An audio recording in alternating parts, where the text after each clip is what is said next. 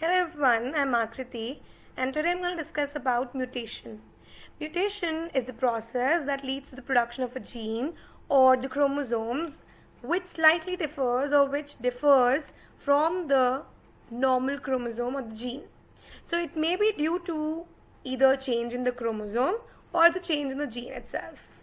So there are two types of mutation which have been broadly classified. One is gene mutation and the second one is chromosomal mutation. So if there's a change in a gene, right, that is known as a gene mutation. So if there's a change in a chromosome, so it can be a part of the chromosome, it can be the whole chromosome, or it can be the entire sets of chromosome. So if there is a change in that leads to chromosomal mutation. So based upon this, the mutation have been classified depending upon the various factors. First, on the basis of the type of cell involved, there are two types of mutation.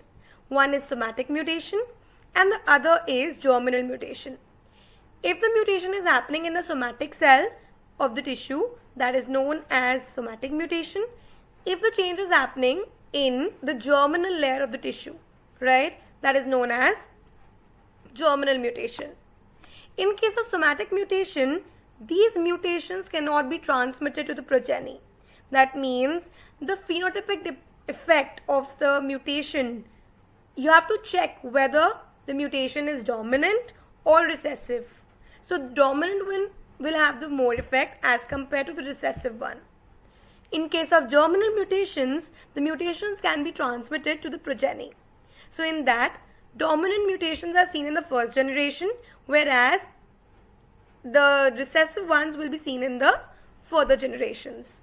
Possibility is there that it may be seen in the next generations.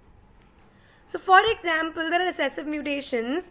It will be only seen once there is a chance mating with an individual that carrying the recessive allele too. That means that recessive mutation may remain hidden to many generations. So it is possible in case of a germinal mutation to show the effect of dominant mutation as well as recessive mutation to some extent. Then second is the mode of origin. So the mutation can be classified on the mode of origin on the basis of first spontaneous mutation and the second one induced mutation. Spontaneous mutation means they are background mutations. They occur suddenly in nature without any change from the generations. So these are happening suddenly. They are also known as background mutations and they are reported in organisms like maize, bread molds, microorganisms, Drosophila, etc. Whereas the second one is induced mutation. So except the natural mutations or the background mutations, it's happening. Second is induced, opposite of the spontaneous. So the mutations can be induced artificially in the living organism. So that how it can be induced? By exposing them to the radiations. First, second by certain physical conditions like increasing or decreasing of the temperature, by applying some chemicals, it can be induced. The third classification is based upon the direction of mutation. So according to the mode of direction, the mutations can be classified into forward mutation, backward mutation. Forward mutation means when mutations are creating a change in the wild type to the abnormal phenotype, right? So when the mutation is happening, that is creating a change from the wildlife to the abnormal phenotype. That type of mutations are known as forward ones. Like most of the mutations are forward mutations. Whereas in case of reverse mutation or the backward mutation or back mutations, that are correct, that can easily be corrected by error correcting mechanism so that the abnormal phenotypes can change into wild type phenotype. The next part, the mutation can be classified on the basis of size and quality. So on the basis of size and quality, the mutations are classified. First is known as point mutation. So when the heritable alterations occur in a very small segment of a DNA molecule, that is maybe in the one nucleotide or in the pair of the nucleotide, there are some changes that is occurring in that leads to point mutation. That means at a particular point, at a particular place, the mutation is happening. The point mutations may occur due to some reasons that leads to the change in the nucleotide that can even change in the DNA and the RNA. So one is deletion. So point mutation can be deletion. For example, this is caused by when you're deleting one nucleotide, right, or a single nucleotide pair has been deleted, or there's a loss or deletion of some portion of a nucleotide in a triplet codon. That leads to deletion mutation. Second is insertion, opposite of deletion. So in case of insertion mutation, that leads to addition of one or more extra nucleotide. So when instead of deletion, one extra nucleotide has been added, that is known as insertion or addition mutation. The third is frame shift mutation.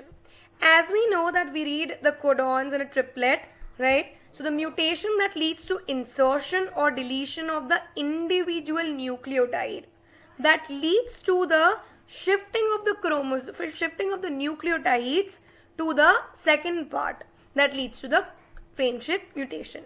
For example, A, T, G, C.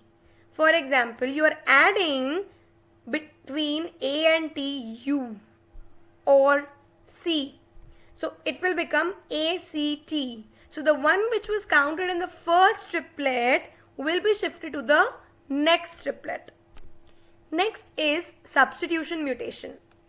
In case of substitution mutation, what one nucleotide is being replaced by another nucleotide. That is known as substitution mutation. Second type of mutation is multiple mutations or gross mutations.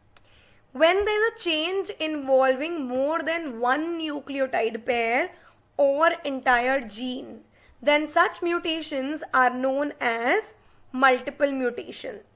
So the gross mutation can happen due to rearrangement of the gene. So the rearrangement of the gene can happen.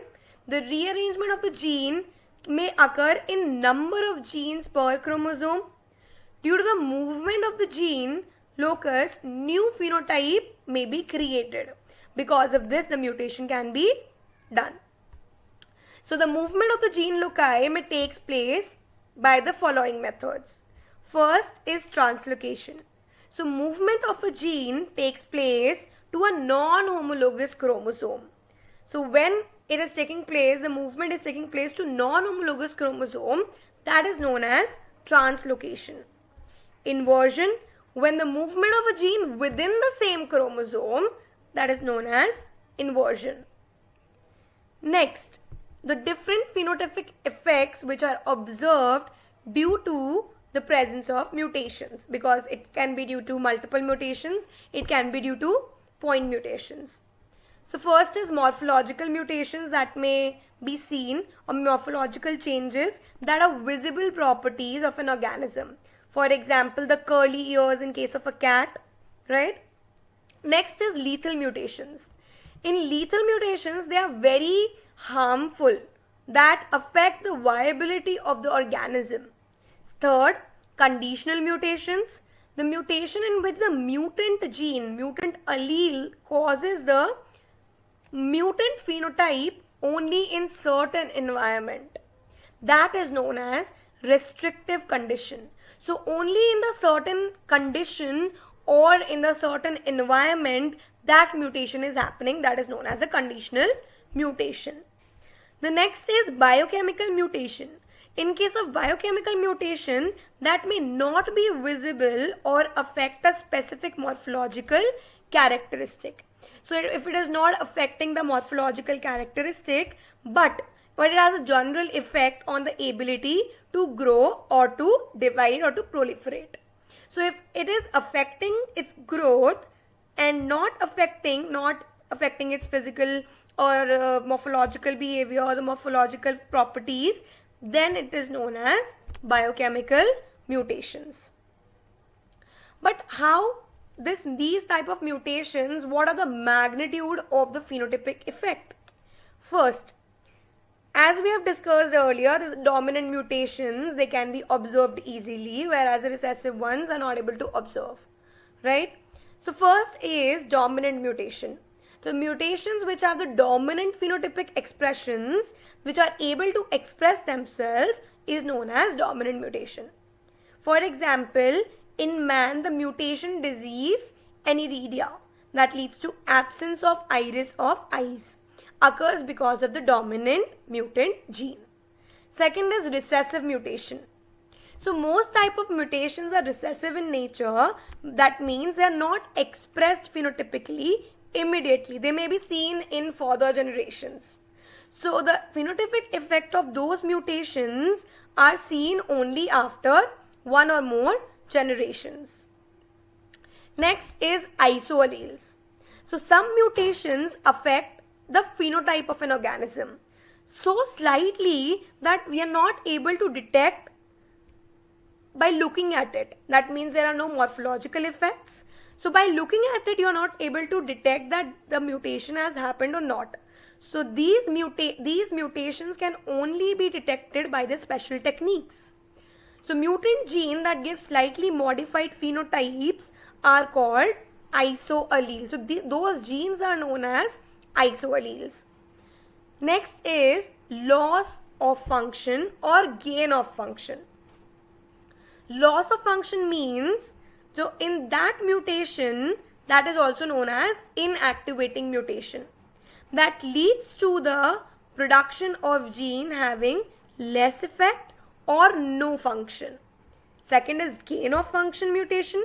So gain means that mutation will lead to some gain or some effect. So that is known as activation mutation. So that is showing some changes in the gene product. That means these changes are stronger in effect. Then the types of chromosomes involved. So according to the type of chromosome, the mutation can be autosomal mutation and sex chromosomal mutation. As we know that there are 23 pair of chromosome, out of which one pair is sex chromosome, whereas 22 pair are autosomes. So if the mutation is happening in the autosomal chromosomes, that leads to the autosomal mutation. If the mutation is happening in the one pair, that is a sex chromosome, that is known as the sex chromosomal mutation. So there are different types of sex chromosomal mutations. First, depending upon the structural changes in the chromosome, it can be change in the number of chromosome. So if there is a change in number of chromosome because of deletion and because of addition. So deletion is when there is a loss of the broken part of chromosome, and addition, that means there is a duplication of addition part of chromosome.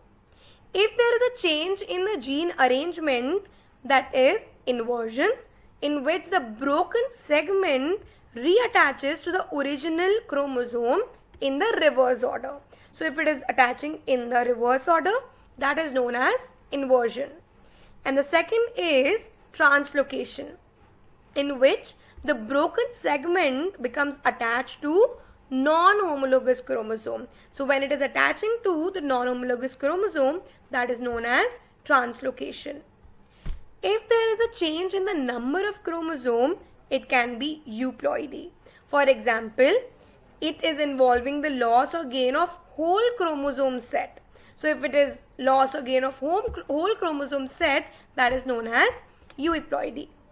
Number of chromosome in a basic set is called the monoploid number. So it can be monoploid 1x or 1n, diploid 2n, triploid 3n, polyploid more than that. So mutation due to euploidy refers to the state of having a chromosome number that is exact multiple of a basic chromosome set. That means the number of chromosome sets are increasing in case of euploidy. Second is polyploidy. Polyploidy means many, addition of one or more set of chromosome. It can be classified into autopolyploidy, and allopolyploidy. In case of autopolyploidy, it involves polyploidy in which the same basic set of chromosomes are being multiplied. Whereas in case of allopolyploidy, that results to the doubling of the chromosome number in the F1 generation. So because of which that leads to two different distinct species. The resultant species formed is known as allopolyploid. Next is aneuploidy. So it involves the loss or gain of a part of a chromosome. Like we have euploidy, in that the whole chromosome set, there was loss or gain in the whole chromosome set. Whereas in case of aneuploidy, there is a loss or gain in a part of the chromosome set. So it is a condition in which one or a few chromosomes, they are being added or deleted from the normal chromosome number. That leads to the various types of aneuploidy, such as nullisomy, monosomy and trisomy. In case of nullisomy, that is known as 2n-2, loss of both the chromosome of the homologous pair. So if this is happening, that is known as nullisomy. In case of monosomy, that is 2n-1, loss of single chromosome of the homologous pair. If there is a single chromosome that is being deleted, that is known as monosomy. Third is trisomy, that is extra. Tri, that means one more extra chromosome. Gain of an extra chromosome, that is 2n+1.